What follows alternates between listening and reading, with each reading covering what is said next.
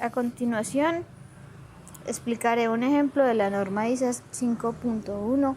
Tenemos la siguiente imagen que se dan cuenta muchas de las cosas que están ahí se utilizan o aparecen normalmente en los procesos industriales y hacen referencia a diferentes elementos a los cuales nosotros estamos asociados con estos planos PI y T o diagramas de instrumentos y tuberías. En estos planos aparecen información importante de los elementos, equipos e instrumentos, incluyendo las señales que los interconectan. Para mostrar otra parte, para entenderlo mejor, mostramos la siguiente imagen. Esto es un transmisor de presión diferencial con tubería de alta y baja presión conectados a una tubería que en el medio está en un elemento de platina de orificio. Esto seguramente debe estar usado para medir flujo. ¿Cuál es la representación de los instrumentos y su tag? ¿Cuáles son las señales asociadas a los instrumentos? Con esta tabla, en la primera columna tenemos la variable de proceso. Es la variable que estoy trabajando. Por ejemplo, si buscamos si estamos trabajando el nivel, que es level, en inglés buscamos por la letra L.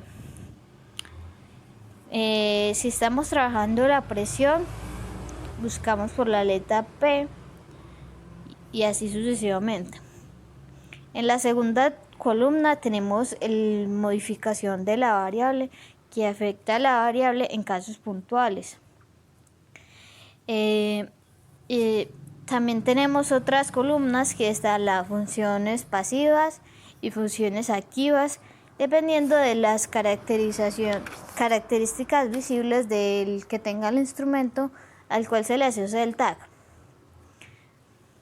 Por ejemplo, la temperatura, la T en la cuarta columna es transmitir y en la primera columna hace referencia a la temperatura. Si yo hago referencia de que tengo la 2T, estoy hablando que tengo un transmisor con la variable de temperatura o un transmisor de temperatura. Otro ejemplo con variables pasivas es la I. En la tercera columna que es indicador. Por ejemplo, tenemos PDI, que sería un indicador de presión diferencial. Veamos estos ejemplos. La primera frase que tenemos, TIC 113. C hace referencia a controlador, I hace referencia a indicador y T a temperatura. Tenemos así un controlador de temperatura con indicador. 113 es el lazo de control. Por ejemplo, en el segundo renglón tenemos que hay una variable de temperatura conectado al lazo de control 103. Muchas veces tenemos sufijos en los nombres. Por ejemplo, el 10 que aparece en los últimos renglones que depende del número de elementos con estas características. Tenemos que está PIH, que es presión, alarma y alta, high en inglés, que sería alarma con alta presión. Las señales están asociadas a los procesos. Tenemos primeramente la de línea continua que señala el proceso y la conexión del proceso. La señal de una línea continua cruzada por dos líneas paralelas son señales neumáticas. Los valores que se usan normalmente oscilan entre 3 a 15 psi.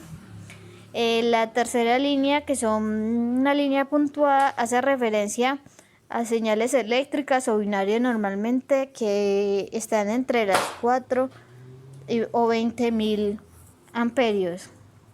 Y últimamente tenemos una línea cortada por óvalos que hace referencia a señales de datos. Estas 4 son las más utilizadas normalmente.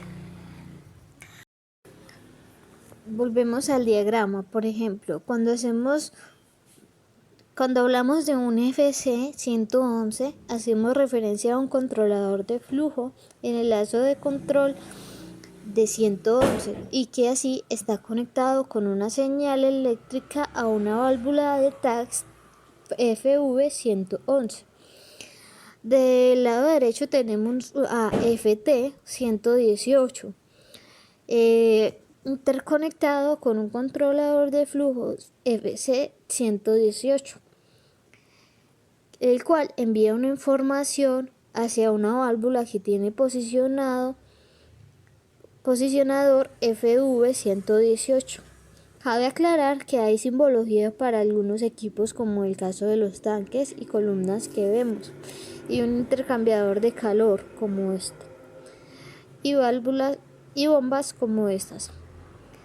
Y así existen infinidad de equipos que a medida que se van familiarizando con estos, se va haciendo más fácil la lectura de este tipo de diagramas.